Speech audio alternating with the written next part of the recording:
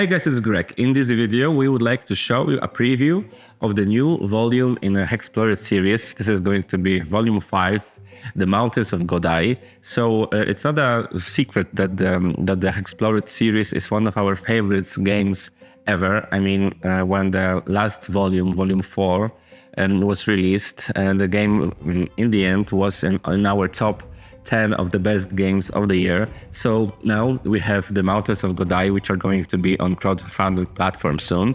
And we are super excited that we could have a chance to play the prototype of the game and to explore and experience new mechanics implemented in this new volume.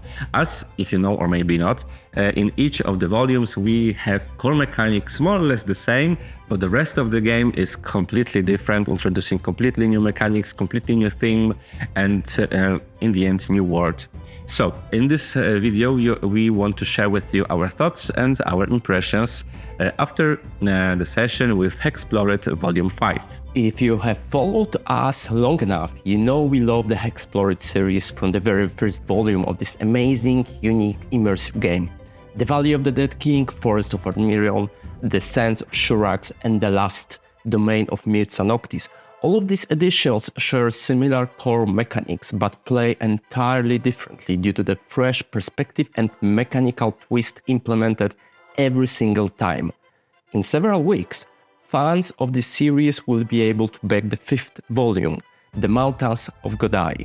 And if you thought Mirza Noctis was a breath of fresh air, prepare for the tower defense approach to this beloved series. Please keep in mind that components you see in this video are the prototype ones, and many of them will be thicker, in different sizes, and of way better quality.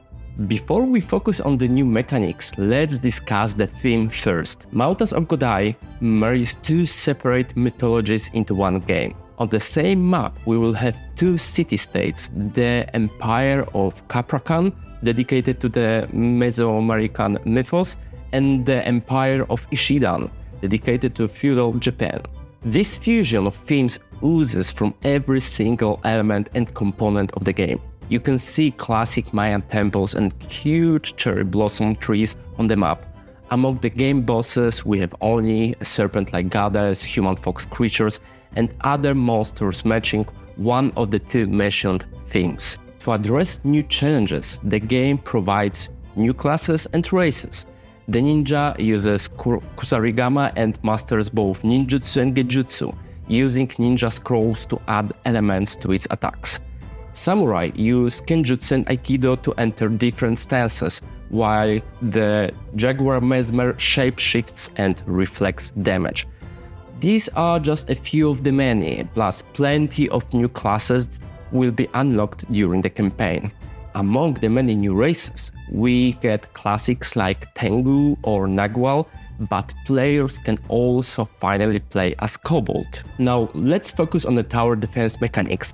The game is won if the group vanquishes Jaethi, the level 10 boss in combat, or at least one city-state will endure the last siege. To address this, the flow of gameplay changed quite significantly. Right now, the whole session consists of 3 to 4 siege waves, each split into the harvest stage and siege stage. The first stage helps player to prepare for the worst. You will travel the map, grow your heroes, face encounters and challenge bosses. What's new is the harvest itself, where your group will gather different resources, from ore and wood to human resources and living crystals. All of it to build and upgrade defenders. The 5 elements of Godai are a special resource players can harvest. Air, earth, fire, water and void are some of the most important aspects of this volume. Players can use them in many situations, and often they are forced to do so because now enemies also represent particular elements. And as you can guess, some elements work better against others. What are the mentioned previously defenders? There are special places on the map that will be targeted by the siege opponents. When city-states and temples are already on the map, players are able to build towers and fortresses to repel enemies' attacks successfully. Each kind of defender has its special smaller boards with stats, elements, and enhanced options. The defender boards can be even equipped with special cards you can find during your journeys. During the game, players will draw cards from a new type of deck named Jaethi deck. Drawing these cards will bring new challenges and fill a special calendar counting the moments till the siege stage. As you can guess, the siege stage is the moment when the game goes full cannon mode, testing the preparations players made previously. Heroes will endure cataclysmic events, powerful creatures and armies. Even the plumed serpent Jaethi can enter the map, making things even more complicated. The designer put a lot of effort into the map aspect as well. Despite the new stunning design, we get plenty of novelties. One is cataclysmic tiles, which you must place on the board when you draw a cataclysmic card in Jaethi's deck. Those tiles overlap the base map, creating insanely challenging terrain to travel through, with different penalties depending on the element of the cataclysm. But what is worse, if this tile lands in a spot with your defenders, it will affect their capabilities a lot. We have sky tiles and risers among the new map elements. When the double-sided sky tile is put on board, floating mountain side up, you need to put a 3D riser element underneath it. Such tiles are very hard to enter, and the primary solution for this is having someone with the solar skill in the team, like the Tengu race. Finally, we have mentioned previously siege portals, spamming waves of enemies we need to defend against. By gaining the elements, you can use them to augment the defenders and the heroes. Augmentations are represented by cards showing different elements, and each element can be augmented up to 5 times. Why? With higher tiers unlocked, you gain more powerful skills for your heroes, making them killer machines against enemies with opposite elements. Augmentations definitely raise complexity here, but they are worth it. Suddenly, HEXplore gained an entirely new layer of strategy to think about, and it works great with the rest of the mechanics. When Domain of Myths and Noctis seems like the easiest entry to the series, Mountains of Godai seems the most challenging one, or at least a similar level to Volume 3, Sons of Shurax. It requires a significant amount of time to understand the game, get the rules and possibilities each location and mechanic within the game offers, and even more time to explore the abilities of your constantly evolving team. You have to track many things during the sessions. At the beginning, you will probably feel overwhelmed by so many options and ways to proceed. And where the core mechanics are easy to grasp, once you start playing the game, tower defense elements on top make this volume a true beast you need to tame first.